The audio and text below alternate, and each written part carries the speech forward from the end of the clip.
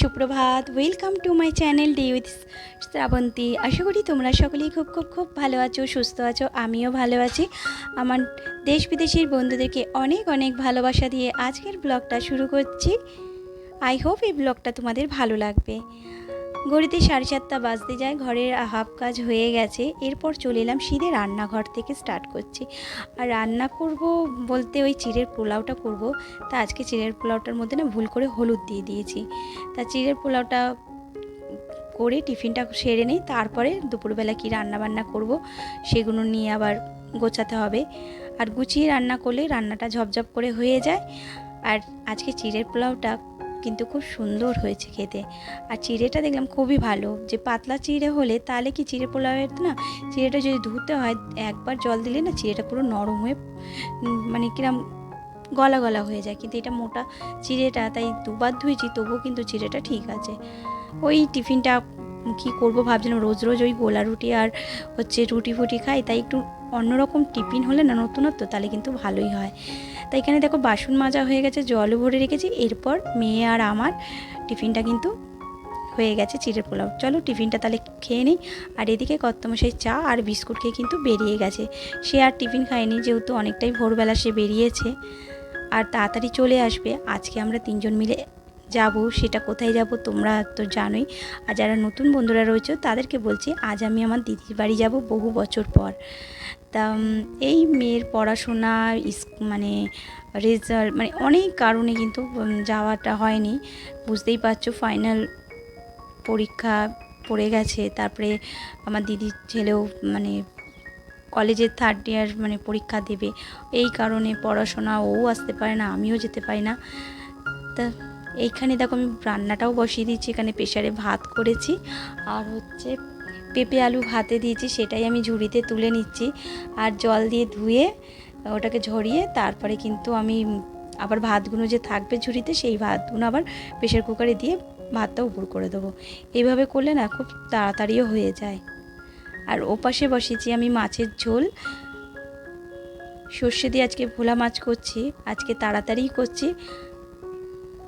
আর বাইরে ভালোই রোদ্দুরটা উঠেছে, কিন্তু আবার মেঘলা করে এসছে। যদি বৃষ্টি হয়, বাইরে দেখছি বৃষ্টি হচ্ছে, বৃষ্টির মধ্যে কিন্তু ঝিরঝির করে আবার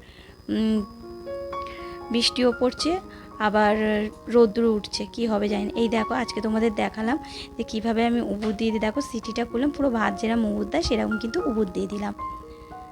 আর এইদিকে দেখো আমার মাছের ঝোলটাও কিন্তু কমপ্লিট হয়ে গেছে।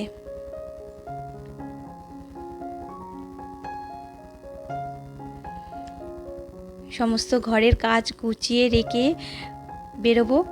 আর আস্তে আস্তে সেই আমার মঙ্গলবার হবে, ওর জন্য সব কিছু আবার একটু পরিষ্কার করে রেখে দিয়েই যাব।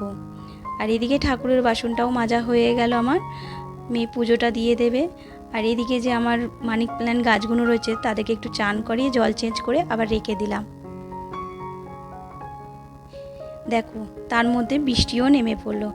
আর আমার যে ঘরে যে গাছটা ছিল সেই গাছটা একটু রোদ আর বৃষ্টির জল পেলে ভালো ফুল হবে, তার জন্য কিন্তু গাছটাকে আমি বাইরে এরকম গাড়ির ওপরে কিন্তু রেখে দিচ্ছি। গাছ হয়ে যাচ্ছে কিন্তু ফুল এখনও দেখা পায়নি ফুলের। তা খাওয়া দাওয়া করার পর একটু রেস্ট নিয়ে বেরিয়ে পড়লাম। যদি বৃষ্টি হয় তারপর আবার আটকিয়ে যাব, আর অনেকটা পথ যেতে হবে, তার জন্যেই তাড়াতাড়ি করে বেরিয়ে পড়লাম।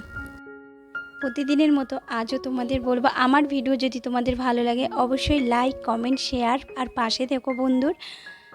আর যদি আমার চ্যানেলটাকে সাবস্ক্রাইব করার ইচ্ছা থাকে অবশ্যই সাবস্ক্রাইব করে পাশে বেল আইকনটা একটু প্রেস করে দেবে। আমি নতুন ভিডিও ছাড়লেই তোমাদের কাছে নোটিফিকেশন পৌঁছে যাবে। আর যে সকল বন্ধুরা অলরেডি এই কাজগুলো করে রেখেছো তাদেরকে অসংখ্য ধন্যবাদ আমার ভিডিও দেখার জন্য, আমার পাশে থাকার জন্য। আর দেখো তোমাদের আজকে অনেকটা কিন্তু আকাশটা দেখাতে পারলাম, খোলা আকাশ। আর এত ভালো লাগছে না, 2 ধার দিয়ে গাড়ি যাচ্ছে। আর মানে এটা কি বলতো, কল্যাণী হাই রোড। তা ওখান থেকে যেতে খুবই ভালো লাগে। আগে আমি আর কর্তামশাই মাঝে মাঝেই বেরিয়ে পড়তাম এরকম বাইক নিয়ে। আর এখন অতটা যাওয়া আসা হয় না, কর্তামশাইও ব্যস্ত হয়ে গেছে, আমিও তো ঘরের কাজে মেয়েকে নিয়েই ব্যস্ত হয়ে গেছি।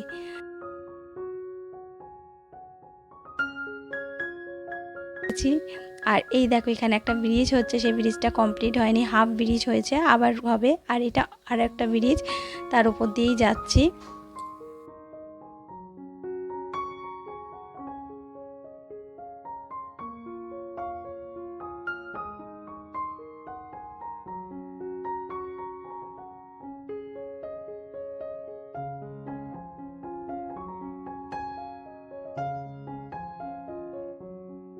একদম দিদির বাড়ির কাছাকাছি চলে এসেছি, দমদম এয়ারপোর্ট।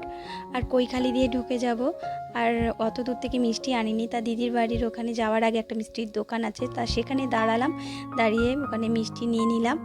আর একটু তেলে ভাজা নেবো, মা ফোন করেছিল যে আমি নেবো, বললাম না আমাদের যেতে একটু দেরি আছে, আমরাই তেলে ভাজা নিয়ে যাব। তাই এই যে তেলে ভাজা নিয়ে নিলাম, আর সাথে মুড়ি, চানাচুর আর হচ্ছে লিকার চা। আর ও পাশে দেখো আমার মা আমার আগে এসে গেছে।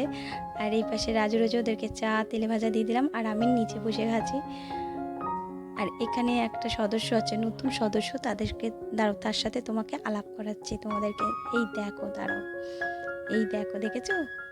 এ হচ্ছে কোকো। চোখটা কিন্তু পুরো কালো লাল দেখাচ্ছে ক্যামেরাতে, আর অ্যাশ কালারের, আর ভালোই কিন্তু বড়। ওকে মুড়ি, সাদা প্লেন মুড়ি দিচ্ছি। ও অনেকক্ষণ ধরে কিন্তু আমাদের কাছে আসছিল না, তারপরে কিন্তু আস্তে আস্তে এসছে আমাদের কাছে। আর এসেই কোলেও মানে বসে পড়ছে। আর এখানে দেখো আমার দিদির মেয়ে ড্রয়িং করেছে, তা সেই ড্রয়িংগুলো আমাকে দেখাচ্ছে। একদিকে ড্রয়িং দেখছি ওর, আর আরেক দিকে কিন্তু গান বাজনা হচ্ছে, দেখবে?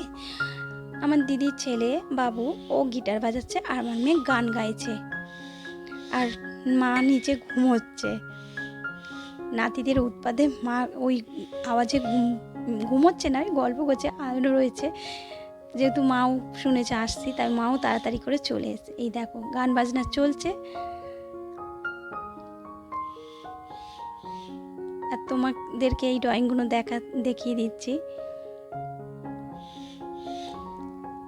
আর এখানে একটা কি পাখি ডাকছে, খুব শব্দ পাবে হয়তো তোমরা ওই পাখির। দেখো কত সুন্দর এঁকেছে, আর এটা ওর স্যার এঁকেছে। আর এখানে বাবু একটা গিটার বাজিয়ে, মানে খুব সুন্দর গিটারের বাজিয়েছিল, ভেবেছিলাম যে দেবো, কিন্তু ওই পাশে টিভি চলছে, সেখানে আমার বড় জামাইবাবু আর এই রাজু গান শুনছিল, তার জন্য দিতে পারলাম না। আর এখানে তারপরে চলে এসে সব লুডো খেলতে। আর আজকে আমাদের রাত্রের বেলা মেনু হয়েছে বিরিয়ানি, মটন বিরিয়ানি দিদি করেছে ঘরে, আর দারুণ হয়েছে।